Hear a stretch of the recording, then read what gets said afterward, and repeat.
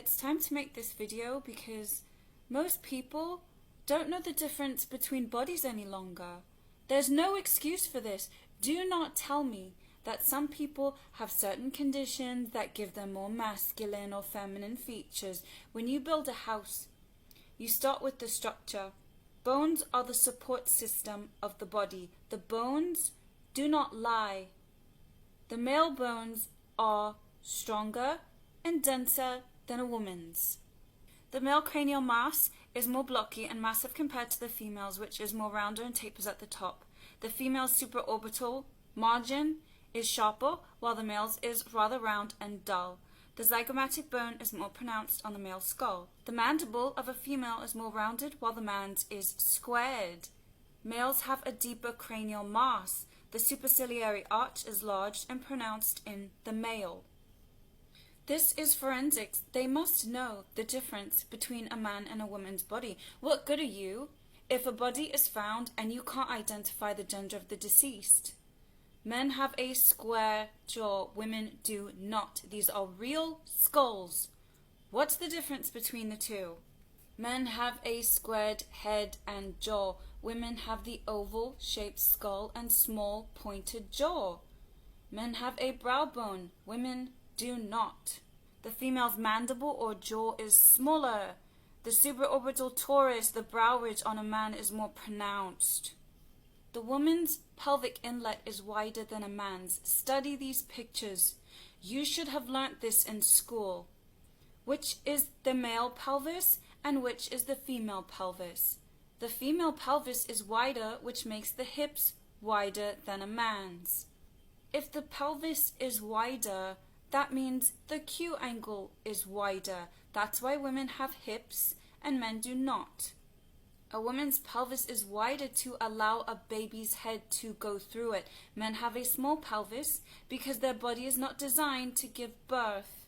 Women have dainty bones, small shoulders, short arms, wide hips, fat all over the body. Men have large shoulders, long arms, little hips. You are an adult and I will not do the thinking for you. Next, we examine the muscular differences. Is there a difference between female and male muscles? While men and women typically differ in strength, performance variations are mostly due to a difference in muscle mass. Men's muscles are harder than a woman's muscles. Women can have them, but they're not going to have the amount of mass in it. To get some of the concrete physiological differences in male versus female muscles out of the way right off the bat, a woman's body is typically about 30 to 35% muscle by weight, while a man's body is about 40 to 50% muscle by weight. Of course, these numbers vary by age, fitness level, and genetics. Likewise, healthy women typically have a higher body fat percentage than men. Means women have more fat on their body than a man does. However, that mitochondria-rich fatty tissue that tends to be more metabolically active than male fatty tissue, which often resides near the stomach, as opposed to the common distribution across the hips and thighs on a woman's body. The difference between a man and woman's muscles are obvious. Women will never have these huge, massive, bulky muscles that men have, even with steroids, even with testosterone. So what's the difference between the male and female shapes? Women can get tone and build muscles, but they will never be as large and massive as a man's. Animals know what gender they're looking at. You can't tell the difference. What does that mean? Animals are now smarter than humans? You can see the wide hips, at least the three in the middle, hourglass shapes, small shoulders. They're such a low body weight. You can see their ribs. However, those ribs are delicate. They aren't protruding male ribs. There's no Adonis belt. The stomach is still soft. I think this was taken in 2006. This is way before bodybuilding was infiltrated by transgenders. I mean, this is obvious. Wide neck, hard muscles. Look at the stomach. Adonis belt. A woman's muscles will never look like this. You can study this video and do your own gender investigations. Now on my second channel somebody said, oh, but can you look at this person because I'm not sure. Watch this video over and over and over, and then you will be sure. Boys reach puberty, releases testosterone. Women reach puberty and estrogen is released. Two different hormones that affect the body specific to the gender. Women have a greater amount of fat tissue on the body, which is required for reproduction. A man's body is not designed to carry a child, therefore he has less body fat and naturally more muscle. Women have fat proportioned all around the body. Women have a layer of subcutaneous fat on the stomach, and men do not. That's why these celebrity women have flat stomachs after giving birth, because they weren't pregnant to begin with. Men have large hands that cover their face. Women have small hands that cover less of the face. Women have a spine that curves in the lower back. Men have less curve to their spine. The curve in the lower spine causes the female's pelvis to tilt forwards. Men mostly have a straight, flat back. Do you see the curve in her lower spine? Why is her pelvis tilting forward? Because it needs to move with the weight of a growing baby. Men do not have a curve in the lower spine. Look how straight the spine is, the flat back. Do you see her curvy spine? Her bum is higher up. And the male has a straight torso, a noticeable Adonis belt. That's why these female celebrities and models lean back to give the illusion of a curved spine. Again, the female has a curvy spine. The bone on the top of his foot protrudes. It does not on the female. A man at 35% body fat, a woman at 45% body fat. It's noticeable. The man's weight is concentrated at the top. It does not carry down to the rest of the body as it does in a woman. We can look at a real life picture of this. Look, huge shoulders, fat at the top of the body. It's not going down to the legs hardly. He's got skinny little ankles, big feet. And compared to the woman, look at her.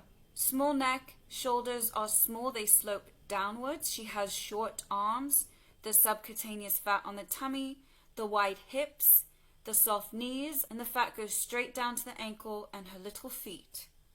Who's the man's legs? Who's the woman's legs? The man has the knobby knees, the high calf muscle, the skinny ankles. Look at the woman. Soft knees, low calf muscle, weight gain in the ankles. Women's bodies are softer. They have bigger bums, round bums. Look at the man. Straight body, little bum, low on the body, stick legs. Look at the woman. Curvy spine. The gluteal cleft on a woman is higher than on a man's. Women have small shoulders, V-shaped collarbones. Short arms typically that reach about to the crotch. There are variations. I do not need to continue to reiterate that. The variations exist in normal everyday people. These celebrities are not normal everyday people. She has wide round hips and hourglass shape. The man does not. Wide neck, large shoulders, long arms that hang straight to the side. The torso is straight. These are narrow male hips. Men have a long ring finger and large hands. Women have a long index finger, or it can be the same size as the ring finger and the hands are smaller.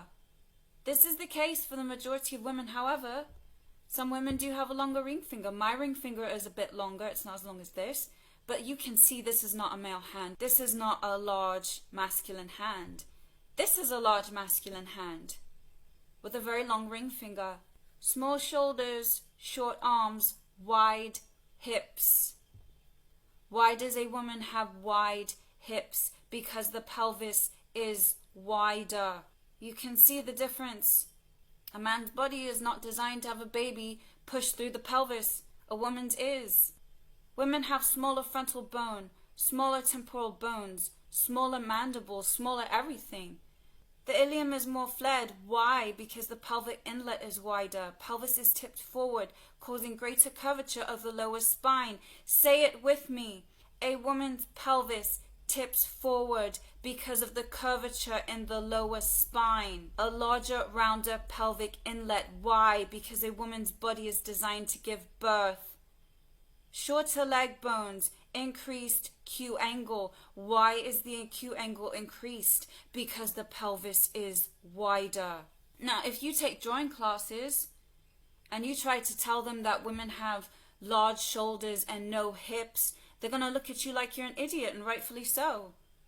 Men have wide shoulders that you can fit 3 heads on. Women have small shoulders and you can only fit 2.5 heads on the shoulders. For the man, the hand has the same size as the face. The woman has wide hips.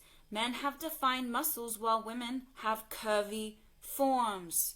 This is ridiculous. You should have learned this in school. There should be no excuse that you can't tell the difference between a male and a female body. And you have seen the trolls and the shills on here trying to sell you the idea that women have flat backs and no hips and large shoulders.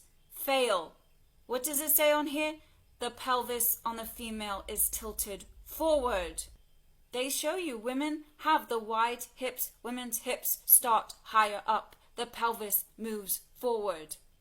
Men have the straight shape. Women have the curved shape with the wide hips. Men's upper arms are more muscular. They have big hands. Women's arms are slender with dainty hands. Look at it. You can see this is a man. Look at his wrist. It's like a square. You can draw a square on it. Large hands. Compared to the woman's wrist, obviously it's different. Her wrist goes dainty inwards before it reaches the hand. Daintiness in the wrists. Female legs are curvy. Male legs are straight with rounder calves and thinner going down. The line that connects the neck and shoulders on a woman is slender and curvy. Keyword, curvy. The collarbone is less prominent than a man's. The collarbone on a woman is less prominent than in a man's. On the male, the Adam's apple protrudes outwards. The collarbone is more prominent than a female's. Why? Because men have denser bone structure. If you take a drawing class, they're going to teach you what people really look like. The male torso is much different than a woman's anatomy. Even though these are drawings, you can see the difference. Women have the hourglass shape, the curvy body. Men do not. The shoulders are wider, the hips are smaller. What's the difference between the male and the female? You can see it. Men have the massive skull, square shapes. Women have the oval or round shaped face, smaller neck. Men have the square chin, the square jaw, the wide neck. A man's skull is heavier than a woman's, so the neck is wider to support the weight of that on their shoulders. Women have the narrow neck, the small jaw, no brow bone. When you come to my class, you bring your brain with you. Look, he doesn't have a square jaw, but look how big the chin is. The chin bone is massive. Tall forehead, brow ridge, wide neck, not on the female. No brow bone. She's not wearing makeup and she's still pretty. Tiny little chin, delicate features. The female head is generally more oval-shaped with soft, round, curving forms. The chin is more pointed, the jaw is less angular.